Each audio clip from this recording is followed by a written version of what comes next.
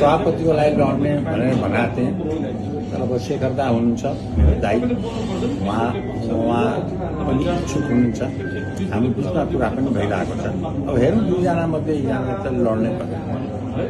यहाँको चाहिँ के हुन्छ त्यो कुरो जस्तो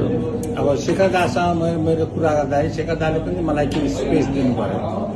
कि त प्रधानमन्त्रीको पद दिनु पर्यो होइन भनेको अनि कुनै न कुनै त पोस्ट त दिनु पर्यो नि भन्ने मेरो भनाइ हो दुई दाजुभाइ बीच सम्झौता गरेर एकजना चुनाव लड्ने तयारीमा हुनुहुन्छ भनौँ न अहिलेसम्म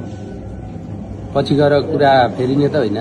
दाजुभाइकै कुरा नमिल्न नि सक्छ नि त होइन अब नमिल्न पहिले मिलेन अब अहिले मिल्ने सम्भावना धेरै छ अहिलेको सम्भावनाको कारणहरू चाहिँ के हो होइन हामी एक दुसरालाई कुरा बुझ्यौँ क्या हामी एक नभइकन छुँदैन त्यो रियलाइजेसनले मैले भने ल ठिक छ गिभ एन्ड टेक गरौँ